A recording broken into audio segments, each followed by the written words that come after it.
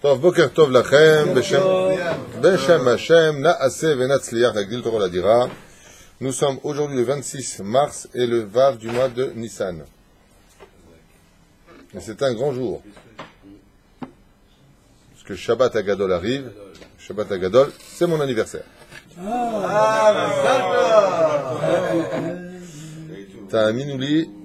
Je suis pas spécialement content de fêter mon anniversaire, puisque je fête mes 32 ans, vous le savez. Quel âge je vais avoir? Hors caméra, hors caméra. Ok, on dédiera ce jour Bezrat Hashem pour la Refoua Shlema de Moratimi, Vechen Chaya Chava Bat Sarah Gedge, et pour un garçon du nom de Daniel Ben Ilana, qui s'est plaint d'un problème de gorge et qui, malheureusement, ayant vite été hospitalisé, s'est effondré dans le hall de l'hôpital. Que Dieu lui donne une très très bonne Refoua Shlema, puisqu'il est dans le coma, malheureusement. Et sans oublier tous ceux qui nous soutiennent. Le supermarché prendra du temps, je vous l'affirme, apparemment. C'est très difficile, les gens sont plus que sollicités. Je m'en veux un petit peu même de faire appeler par le call que nous avons créé ici, parce que mon but est de donner et de ne pas prendre. Donc, mais malgré tout, grâce à Dieu, on reçoit des petits dons. Et je voulais leur faire comprendre combien on les remerciait. Et que petit à petit, ça prendra du temps, mais on finira Bezrat Hashem Bli, Neder par le faire, Kevin Ben Semechun, Eli Haddad, je ne sais pas si c'est celui qui est à Ashdod ou celui qui est en France, Jean-Jacques Mars, je ne sais pas qui c'est, les noms sont coupés, David Torza, Michael Zohari, Judith Kedoshim, Bezrat Hashem, Olivier Ababou, Ruf Patrice, Isabelle Vernes, Jacques Atia, Johan Jamy, on connaît, Eric Sultan Ayakar, Jacques Serror, qu'on n'oubliera jamais, Bezrat Hashem, Sarah Cohen, et tous ceux qui nous soutiennent aussi des États-Unis. Et tous ceux qui aimeraient aider et qui ne le peuvent pas sont aussi dans la liste, car ce n'est pas la quantité, mais la qualité que nous recherchons d'abord et avant tout.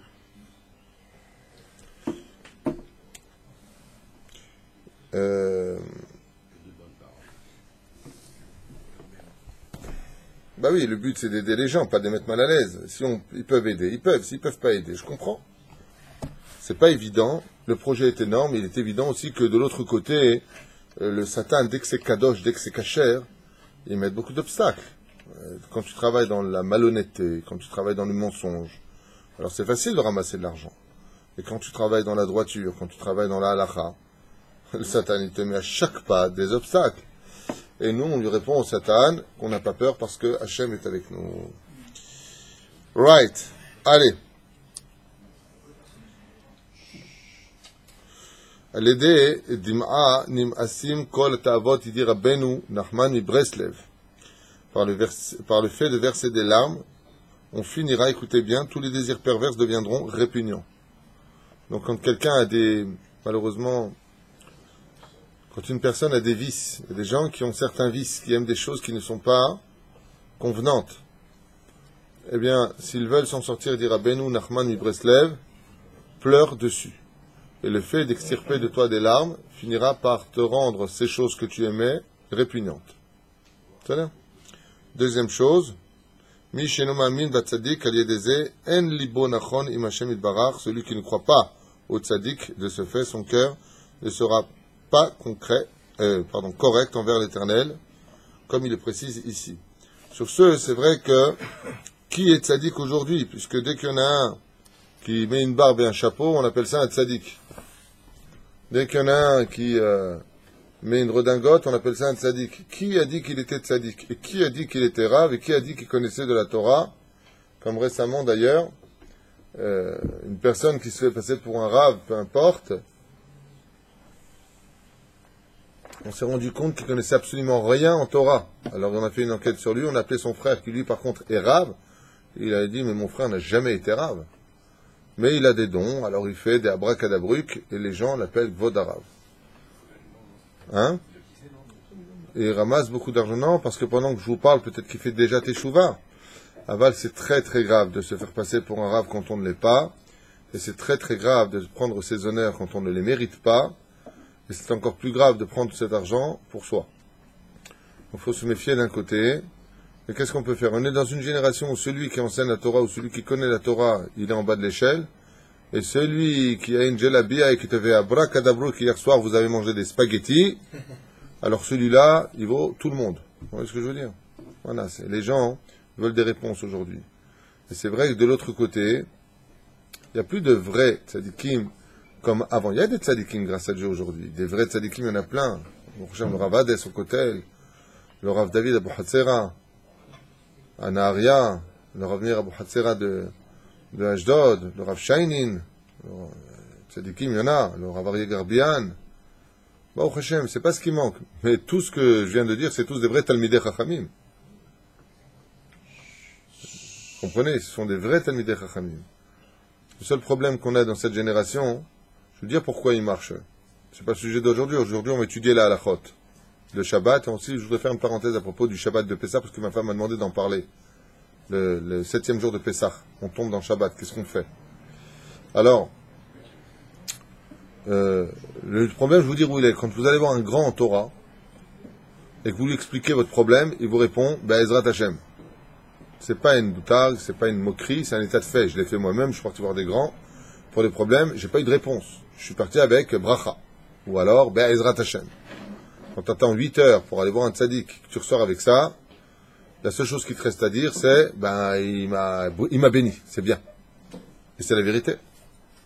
Et quand tu vas voir un charlatan qui est capable de te dire qu'il y a 2 mois de ça, ton associé t'a fait comme ça et que c'est vrai, et il te dit, t'inquiète pas, dans 1 mois, tu vas recevoir un chèque et tu le reçois, lui, il passe avant le Talmid Chacham, même si c'est un âne batté.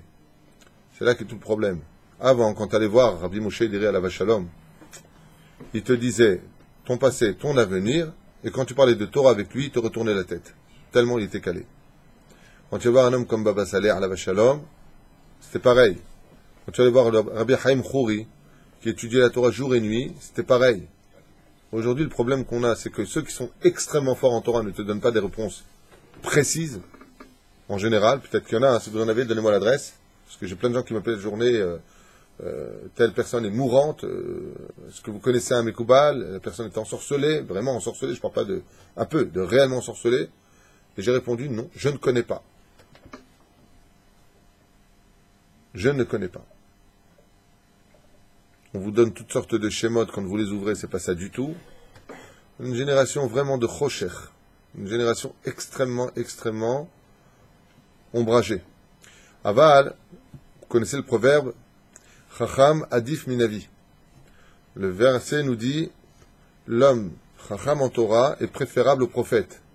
C'est pour ça que Bezrat Hashem, celui qui veut m'écouter, il doit aller voir un Rav qui est Talmid Chacham. S'il est en Paris, par exemple, vous avez le Rav de Murger. Comment il s'appelle ce grand tzaddik? Le Rav Abdel Haq.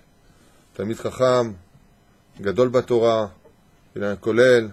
Parle de Gemara avec lui, te répond. Vous avez à Vincennes le Rav Lévi, le Shem Shuvahayou, Talmid Chacham, le Dea Torah, le Dea Poskim. Allez voir des gens qui connaissent la Torah, des gens qui ont la Hirat Shamaim, la vraie Hirat Shamaim, et arrêtez de perdre votre temps à courir après des gens qui vont vous dire, avec leur boule de cristal ou d'un don de je sais pas qui, toutes sortes de abracadabrucs qui vont vous faire sourire en disant ouais, c'est extraordinaire, regarde ce qu'il m'a dit, comment il a su. En bataille, c'est pas sur ça que tient notre judaïsme, chas v'shalom. De l'autre côté, si la personne est capable de vous aider en vous parlant de votre passé, vous désignant un peu votre avenir et que c'est un vrai Yerei Shamaim, il est matov, parce que ce que veut aujourd'hui cette génération plus que tout au monde, c'est surtout des réponses. Les gens sont assoiffés de réponses. J'ai hier une personne qui m'a écrit des États-Unis et qui m'a dit, grâce à Dieu, qu'elle s'est renforcée, elle et son mari, dans le judaïsme. Pourquoi? Parce qu'elle a eu des réponses dans les cours qu'on a fait pendant cette année. Elle a mis quelques cours, elle a eu des réponses. J'en ai encore une autre personne qui m'a dit pareil. Et une autre personne qui m'a dit pareil, une autre personne qui m'a dit pareil. Grâce à Dieu, tous les jours, les gens font teshuva. Ils ont des réponses. Les gens veulent des réponses. Donc vous imaginez, quand vous êtes capable d'apprendre la géomancie, vous savez, c'est quoi la géomancie? La géomancie, c'est quand tu fais des calculs, c'est des calculs mentaux. C'est très simple. C'est un code que tu peux acheter dans n'importe quel livre. Tu prends la date de naissance, tu prends le nom de la personne, patati patata, et là, je peux te dire exactement tout ce qui sortira de lui par des chiffres.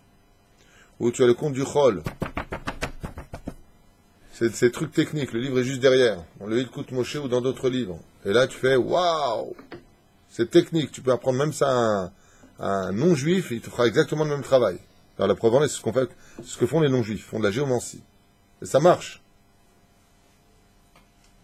Alors, c'est pas le but. Tamim, tiou, Meshem el Kechem. Alors, confiance en Dieu. Et si vous posez la question, pourquoi Be'etzem? Pourquoi les gens souffrent autant? Je reviens d'une ville hier, je ne donnerai pas les noms, j'ai passé la journée en dehors d'Ashdod, et puis je suis en même temps à droite et à gauche en tant que rav de communauté. Je parle beaucoup avec les gens. Vota Verabotage du Shalem Shamim à la veille de Pessah. Moshe Rabbeinu, quand il était en Égypte, il ne comprenait pas pourquoi cette galoute était si dure, si obscure, si violente, si cruelle. Puis il a fini par comprendre. Puisqu'il dit maintenant je sais. Qu'est-ce qu'il a compris? Qu'est-ce qui a dévoilé à Moshe Rabbeinu pourquoi on souffrait autant? Vous savez c'est quoi? La méchanceté des uns vis-à-vis des autres et le lachon hara qu'on faisait les uns sur les autres. Il dit maintenant c'est bon, j'ai compris. Nous Rav et Hayom, combien on se juge durement les uns les autres. Combien on se parle mal les uns des autres. Et combien on parle mal des uns des autres. Alors, j'étais avec mon ami Jacques Serror cette semaine. On est partis déjeuner ensemble. Et on a parlé tout de suite de Ouman. Je fais une petite parenthèse comme ça avant le shiur pour réveiller un petit peu les neurones. Je crois même que c'est plus important que tout ce qu'on est en train de dire maintenant. Et il m'a dit que c'était extraordinaire, qu'il veut absolument y retourner, qu'il n'a jamais vécu ça de sa vie. Il est parti à New York, il est parti à droite, sans faire de comparaison, on n'est pas dans un monde de compétition. Et il m'a dit, j'ai jamais vu ça de ma vie. T'es transporté pendant 2 jours, t'es plus sur terre, alors que t'as rien. La bouffe n'est pas top, le lit, c'est le Kaddish, l'Aïstor, pas shoot, c'est l'Aïstor. Tu marches dans la boue, c'est horrible. Tu marches dans des coins, tu vas au mikvé, tu sais pas où passer, tu te prends... Mais t'es au Gan Eden. Comment c'est possible? Alors je lui ai dit, mon fils m'a répondu la même chose que toi, le fils de ma femme a répondu la même chose que toi, tous ceux qui y vont répondent la même chose. Et je lui ai dit, comment tu définirais Ouman en un mot? Il m'a dit, amour. Voilà exactement son mot. Vous savez pourquoi Ouman c'est exceptionnel pendant 48 heures de Rosh Hashanah? Parce que tu as un amour du prochain qui est tellement grand que toute l'ambiance est imbibée d'harmonie. Et on s'est rendu compte que quand on est tous capables de s'aimer les uns les autres, même si on a les pieds dans la boue, qu'on dort sur un matelas pourri par terre, et que la bouffe est dégueulasse, on est au Gan Eden. Alors imaginez, dans ce pays aussi merveilleux qu'est Eretz Israël, avec ses structures, avec tout ce que l'on a, tout ce que l'on possède, si on était capable de s'entraider les uns les autres et de s'aimer les uns les autres, dans quel monde on vivrait? J'ai vu récemment une personne qui souffrait énormément. Je me suis posé des questions sur lui. Problème à droite, problème à gauche, problème de ceci, problème de cela. Comme beaucoup de gens. Et hop, j'ai chopé une discussion comme ça sur le kikar. Et j'entends parler de celui-là, et celui-là il est comme ça, et celui-là il est comme ça. Baba, sachez une chose. Comme l'écrit le Chovot Alevavot, Vechen le Chafetz Chaim. Tout celui qui parle du lachon hara sur un juif, il paye pour lui toutes les fautes de celui de qui il a parlé, et toutes ses mitzvot vont chez lui. Ce qui fait qu'en une seule seconde, toutes les mitzvot que tu as fait toute ta vie, tu peux les perdre. Mais par contre, au même moment, tu vas payer toute la avérote qu'il a fait. Et après, les gens disent, je comprends pas pourquoi je comprends pas, je mets les tefilines, je fais Shabbat, je comprends pas pourquoi autant de souffrance. Mais parce que tu gardes pas ta bouche. Et c'est pour cela que la Géoula part de la première fête juive, qui est la fête de Pessah, qui veut dire Pessah, de quoi tu parles? La bouche qui parle. Quand tu parles avec quelqu'un en hébreu, et que ce qu'il te dit te semble bizarre, tu dis Matassach, qu'est-ce que tu parles? Et à Pessah, la première fête de la Torah, c'est fais attention à ta bouche. Pessah. Sinon, tu auras du paro. Pera. Mauvaise parole.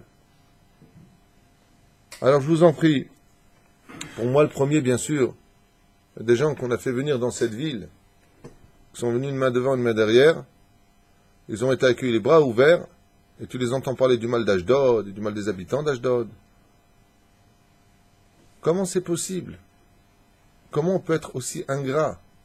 Tagit Toda que tu es venu en Eretz Israël. Si par exemple, telle personne ne te convient pas, tu as le droit de lui dire, écoute, Anishum Davar Negdecha, je m'entends pas avec toi, Shalom. Mais tu n'es pas obligé de le descendre. Tu n'es pas obligé de le critiquer. Excuse-moi, tu t'excuses. Tu n'es pas obligé de critiquer l'endroit. Tu n'es pas content, tu t'en vas ailleurs. Tu veux Jérusalem? Va à Jérusalem. Une fois, Resh Lakish, Alav Shalom, était en train de marcher avec son compagnon. Et son compagnon lui a dit quoi? Tu vas dans telle et telle ville, mais là-bas, ils sont tous Ovda Avodah Zarah. Vous savez ce qu'a fait Resh Lakish?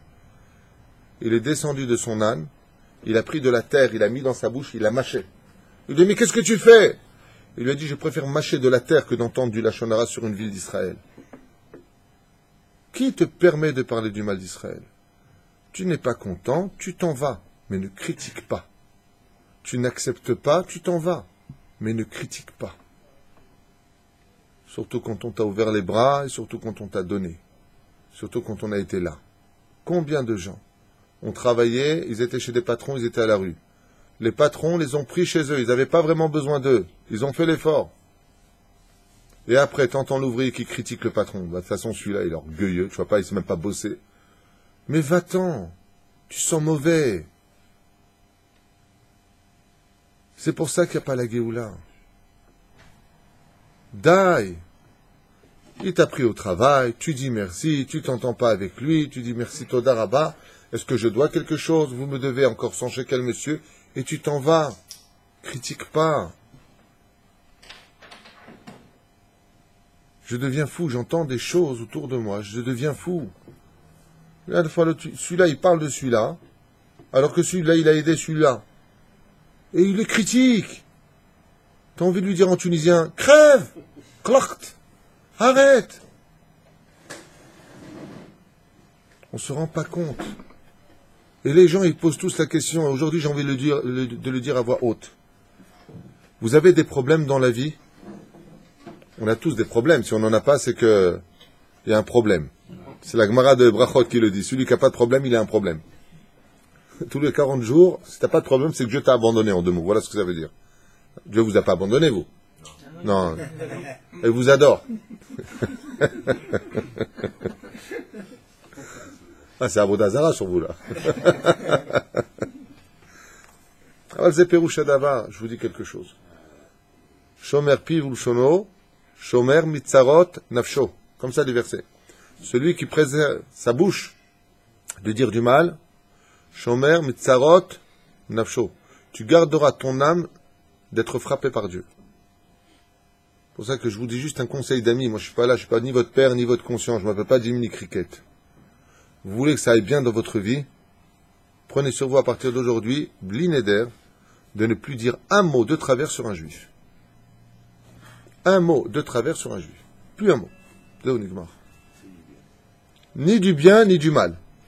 Parce que de dire aux gens, tu ne parles que du bien du juif, ils vont te prendre la tête. Ouais, tu dis ça de lui, tu ne le connais pas vraiment, tu peux engendrer du Lachon Hara. Azvo, Am Israël, Kedoshim, moi la seule chose que j'ai à vous dire, c'est que si Akadosh Baruch Hu, le roi des rois, qui sait tout, qui comprend tout, le tout-puissant, il a choisi le peuple d'Israël, qui sommes-nous pour dire qu'on n'est pas digne d'être le peuple d'Israël? Lui, il dit tu es digne, et toi tu dis je suis pas digne. Dieu, il a dit le peuple d'Israël, il est kadosh, toi tu dis il est pas kadosh. Asher bahar ban mikol ha'amim, tu peux pas dire qu'il ne connaît pas l'avenir, c'est Dieu. C'est exactement qui vous êtes. Et il sait que des fois, derrière quelques morceaux de boue qui peuvent se coller à cause de l'assimilation, il y a de l'or derrière. Et c'est ce que j'ai dit à mon ami Jacques. Tu es parti à Ouman, tu as découvert quelque chose d'extraordinaire. Regarde la force de l'amour quand on est capable de s'aimer les uns les autres. Il m'a dit, ouais, c'est extraordinaire. T'as plus envie de partir. Mais bizarrement, dès que fini Rosh Hashanah Ouman, il y a quelque chose qui s'échappe, comme cette atmosphère d'ardoute qui s'en va. Et là, tu dis alors, fais attention. Et tout de suite, tu as envie que d'une seule chose. Vous savez, c'est quoi? Repartir. Il faut le vivre pour le comprendre. Si dans la boue, dans des situations très dures à Ouman, où c'est pas facile du tout d'y être, avec autant de monde, on est au Gan Eden, qu'est-ce qui se passera en Eretz Israël, dans un pays aussi Gan Eden? où on souffre énormément parce que c'est pas évident, on souffre énormément, c'est une façon de parler. Grâce à Dieu, tout va bien. Mais de l'autre côté, c'est un pays qui s'acquiert par la souffrance. Qu'est-ce qui se passerait si on était tous capables de s'aimer les uns les autres? La Gemara nous a répondu à cela. Pourquoi est-ce qu'à l'époque du roi Omri, pourquoi est-ce qu'à l'époque du roi Achav, l'époque la plus catastrophique du peuple d'Israël, les enfants vivaient très bien? Pourquoi? Pourquoi? Ils avaient de l'amour les uns pour les autres. La reine Bezrat Hashem, à la veille de Pessah, on va rentrer dans le Shabbat Agadol, que chacun de nous, Bezrat Hashem, mettons beaucoup de gdoula dans la bouche, et cette grandeur qu'on aura dans notre bouche, c'est d'arrêter de parler du mal des autres. Tu t'entends pas avec moi, tu t'en vas. Ne me critique pas dehors. Je ne m'entends pas avec toi, tu prends tes affaires, tu t'éloignes. Mais ça ne veut pas dire que je t'aime pas. Des fois, on s'éloigne pour mieux vivre. C'est ça? Zéperoucha d'abord. Mais ne critique pas. De toute façon, celui-là, il sait prendre. Celui-là, de toute façon, stop. Speak. Tu veux pas donner, tu donnes pas. Mais ne critique pas. Vous avez compris? Zéperoucha d'abord. À propos de Shabbat, qui Bezrat Hashem pour Pesach, alors je parle pour ceux qui sont en Israël, parce qu'en Chutz La'aretz, ils ont 2 jours de Yom Tov. Le Rav Ovadia a écrit dans Chazon Ovadia que, effectivement, celui qui vend son chametz, celui qui a du chametz, voire même du chametz gamour, c'est-à-dire qu'il a congelé du pain, qu'il l'a remis de côté, pour X raison, il y en a qui font ça. Est-ce qu'ils auraient le droit, puisque vendredi on sera dans Yom Tov, je parle du dernier jour de Pessah, et ensuite on rentre dans Shabbat, donc il faudra faire Eruv Tafshilin, Bezrat Hashem, vous avez compris? On fait Eruv Tafshilin le 7e jour, puisqu'on va cuisiner aussi pour Shabbat. Ouais. Résultat des courses, enfin pour ceux qui cuisinent le Yom Tov, si tu n'es rien Yom Tov, tu as tout fait avant Chol HaMoed pour Yom Tov et Shabbat, tu n'es pas obligé de faire Eruv Tafshilin. Maximum, ce que tu fais Eruv Tafshilin sans bracha. Comme ça, tu es tranquille. C'est ça? Hein? C'est pas pour les... Ken, bien pour la Nerot. Aval, Tizaru, le Tassim ou lève. Qu'est-ce qui se passe pour le Hametz? Arrête, quand tu rentres dans Shabbat, tu es sorti de Pessah. Pour cette année. Okay? Qu'est-ce qui se passe avec le Hametz? Est-ce qu'on a le droit de le prendre? Est-ce qu'on n'a pas le droit de le prendre?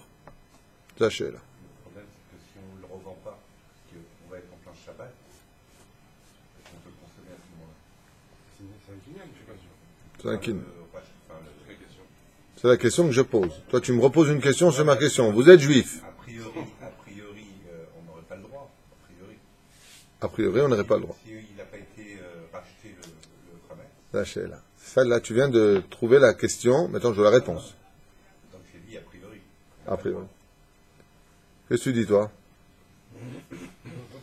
C'est par rapport au contrat de vente. Qui c'est qui est dans le contrat de vente? Est-ce que quand Pessah est fini, tout revient au juge directement ou pas?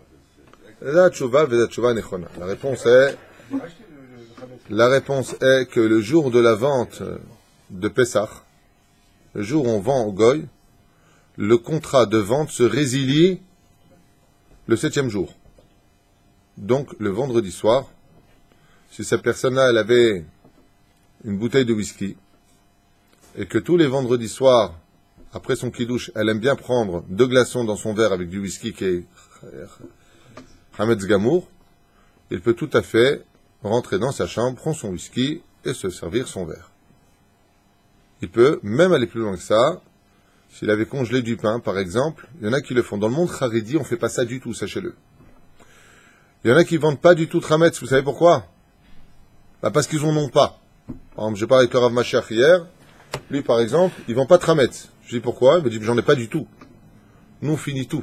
Tout. Il n'y a plus de Hametz du tout à la maison. C'est ça. Donc, dans le cas où la personne n'a pas de pain, dans le cas où la personne, en général, c'est le cas de tout le monde, nous, les Sfaradim, on dit, à Motzi Lechem sur la matzah, seulement que pendant les 7 jours de Pessah. Pendant l'année, on dit, Boré Mine Mezonot. C'est là. Les Ashkenazim, que Dieu les bénisse, eux, ils font Motzi Lechem toute l'année. Comme là, on tombe dans Shabbat, Alors il y aurait un doute de Baltosifoun. On n'a pas le droit de rajouter des jours. Comme la Souka, le mec qui reste un jour de plus sur la Souka, on n'a pas le droit. Et là, c'est les lettres Brera. Donc dans ce cas-là, on dira à Motzi Lechem Min Haaretz sur la Matzah. Seulement, Kedé la Tset, Yedé Choba Dechoulé Alma, afin de bien sortir de la mitzvah, on sait que sur le Maisonot, à partir de 215 grammes, c'est aussi à Motzi Lechem Birkat Amazon. Donc Bezrat Hashem. Celui qui a, je parle en Eretz Israël, en Galout, il n'y a pas de question, puisque de toute façon, eux, ils sont dans 2 jours de Yom Tov, donc il n'y a pas de question qui se pose. Aval pour nous, qui sommes ici, Beretz HaKodesh, sachez que attention, en revenant de Harvit, pas avant, celui qui veut sortir son chametz, manger ses cacahuètes, Nafalabous qui veut manger, Zeken Yemoutar. Comme ça dit Ravadia Yosef, Zeken Yemoutar de sortir son chametz à la sortie. Et même à Kelim, tu prends tes Kelim de Pessah, tu les mets de côté, et tu sors tes Kelim de Shabbat Kodesh, et tu peux manger tout à fait dedans. Puisque dans le contrat à l'avance, il est stipulé que cette vente de Chametz sera annulée le 7e jour au soir de Pessah. Donc on revient à la normale. On revient tout à fait à la normale. Tenez. Le Ken Yemoutar. Right? Motzei Shabbat, ferait la moufleta. Enfin, moi, personnellement, je kiffe pas ça, mais il y en a qui aiment bien rajouter du volume. Déjà que là, j'ai la rasera de savoir combien je prends de kilos pour Pésar. Tu connais la blague israélienne? Il y a marqué Arba Abanim Dibra Torah. La Haggadah de Pessah nous parle de 4 caractéristiques de garçons. Alors, avant, c'était Hacham, Rasha, Tam, et celui qui ne s'est pas posé de questions. Et dans les temps modernes, on parle de qui? De 4 personnes qui sont en réalité les enfants de la Torah, mais les enfants des enfants des enfants des enfants. Ça veut dire le père, le fils, le petit-fils, l'arrière-petit-fils. Alors, c'était qui le père? Le Chacham. Le Chacham, c'est quoi? C'est celui qui gardait la Torah, était orthodoxe dans sa façon de travailler Hachem. Peu importe comment il est habillé. Je parle de l'orthodoxie dans le sens où il était méticuleux dans les mitzvot. Ensuite, il y a le traditionnaliste. C'est pas une critique. Traditionnaliste, et je fais mes courses au supermarché des mitzvot. Ça, je fais, ça, je fais pas. Je fais Shabbat, mais je vais à la piscine avec les filles. Après, tu as Shomer Hatzaïr. Alors, tu as Shomer Mitzvot, Shomer Masoret, Shomer Hatzaïr. C'est quoi Shomer Hatzaïr? C'est le kibbutz là-bas, ou anti-religieux. Et ensuite, tu as Shomer Mishkal. C'est la génération d'aujourd'hui. Celui qui fait attention, on est dans la génération de fais attention à ton régime. À l'époque de ma mère, quand elle était en Tunisie, une fille qui était maigre ne se mariait pas. Elle ne se mariait pas, elle était malade. Une fille d'aujourd'hui, comme elle est aujourd'hui, qui est bien foutue, il dit, tu sais, qui font une face, là, tu sais, tous les trucs de régime. À l'époque de ma mère, une fille comme ça, comme aujourd'hui, qui s'appelle une belle femme, c'est une fille malade. Fallait qu'elle ait le ouais. Pas en Algérie, je crois pas. Vous n'avez pas de... Vous n'avez pas de belle fille. Hein? Non, on n'a pas parlé de... C'est le silence. Ah ben voilà, c'est ce que je dis. Kos Akidouche. Kos Akidouche. Alors, je vais arrêter la caméra maintenant pour recommencer Bezrat Hashem ici, ce shiur qu'on commence maintenant. Yallah.